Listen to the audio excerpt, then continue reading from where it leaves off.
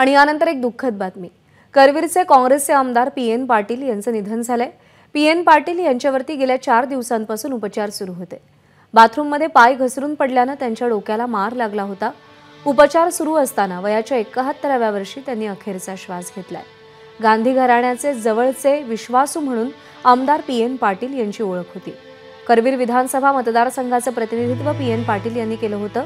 तर पी.एन. पाटील यांच्या जाण्यामुळे जनतेशी घट्ट नाळ जोडलेला नेता आपण हरवला, अशी प्रतिक्रिया अजित पवार यांनी दिली आहे। विजय केसरकर सध्या आपल्या सोबत आहेत। विजय, प्रज्ञा अगदी बरोबर आहे की जनतेशी नाळ जोडलेला हा नेता म्हणून ओळखलं जायचं पी.एन. पाटील यांना, कारण कार्यकर्त्यांना जीवापाड जपणारे नेते म्हणून देखील पी.एन. पाटील यांची ओळख आहे ती संपूर्ण राज्याला आहे। गांधी घराण्याच्या सगळ्यात जवळचे नेते म्हणून देखील पी.एन. पाटील यांची ओळख होती।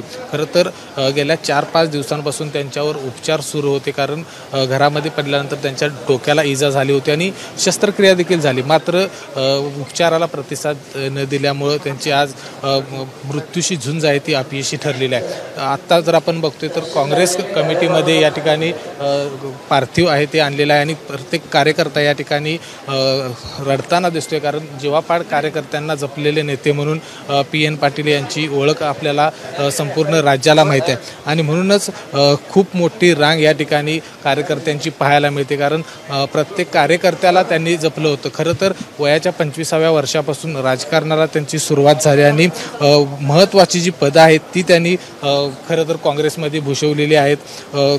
2 वेळा आमदार ते राहिलेले आहेत। आमदारकीच्या वेळी अपयश आलं तरी खचून न जाता त्यांनी कार्यकर्त्यांसोबत नाळ आहे, आपल्या मतदारसंघामध्ये जी नाळ आहे ती कायम ठेवली।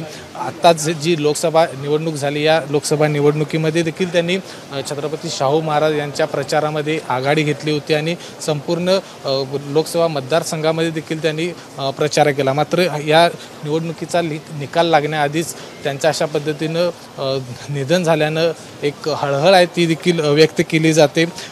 एकूणच जर बघितलं तर 30 वर्षांपासून यांनी राजीव गांधी यांच्या जयंतीनिमित्त सद्भावना रॅली या ठिकाणी आयोजित केली होती। गांधी घराण्याशी खूप घनिष्ठ संबंध होते आणि त्यासोबतच महत्त्वाची पदं त्यांनी काँग्रेसमध्ये भूषवली होती।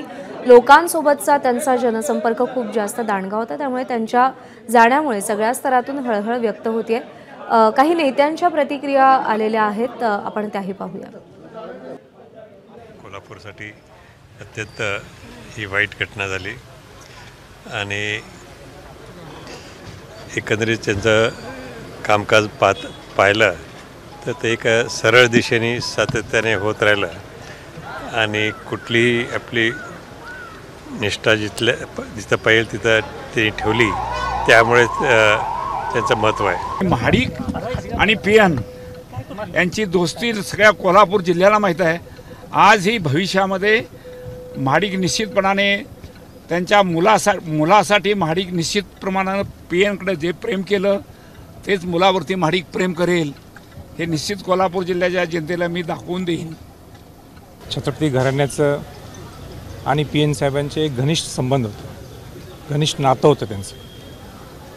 आमच्यासाठी तो फार मोठा नुकसान आहे आणि आमच्याबरोबरसुद्धा कोल्हापूर जिल्ह्याचं नुकसान आहे। एक सौम्य, एक सभ्य, एक आदर्शवत नेतृत्व हे आमच्यातून गेलं आहे, हे मला या प्रसंगी मला सांगायचं आहे। मी परत एकदा संभाजी छत्रपती आणि छत्रपती घराण्याच्या वतीनं सुद्धा मी त्यांना श्रद्धांजली अर्पण करते। काँग्रेस पक्षाचे ज्येष्ठ नेते आदरणीय पी.एन. साहेब आपल्यामध्ये आज नाही आहेत। गेले 40 वर्ष या राजकारणामध्ये आणि समाजकारणामध्ये आदरणीय पी.एन. साहेबांचं मोठं कार्य आज कोल्हापूर जिल्ह्यानं अनुभवलेलं आहे। आमच्या सर्वांनाच त्यांचं नेहमी मार्गदर्शन राहिलेलं आहे। सहकार असेल, राजकीय असेल, या प्रत्येक क्षेत्रामध्ये त्यांचं कार्य हे आज कोल्हापूर जिल्ह्यानं अनुभवलं। आज दुर्दैवानं ही घटना जी घडली किंवा आज दुर्दैवानं आपल्यामध्ये आदरणीय पी.एन. साहेब नाही आहेत, ह्याचं दुःख आज आमच्या हजारो लाखो काँग्रेसच्या कार्यकर्त्यांना आहे। काँग्रेस पक्ष वाढवण्यामध्ये त्यांचं मोठं योगदान राहिलेलं आहे। आम्ही सर्वच काँग्रेस पक्षाच्या कार्यकर्त्यांच्या वतीनं आणि आमच्या कुटुंबाच्या वतीनं आदरणीय पी.एन. साहेबांना श्रद्धांजली मनापासून अर्पण करतो।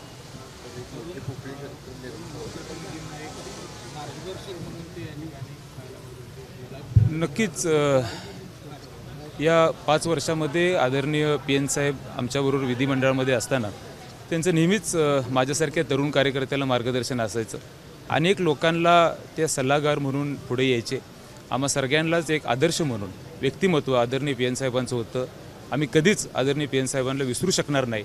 ही परिस्थिती आज कोल्हापूर जिल्ह्यामध्ये आम्ही सगळेजण अनुभवतो. ABP माझा, उघडा डोळे बघा नीट.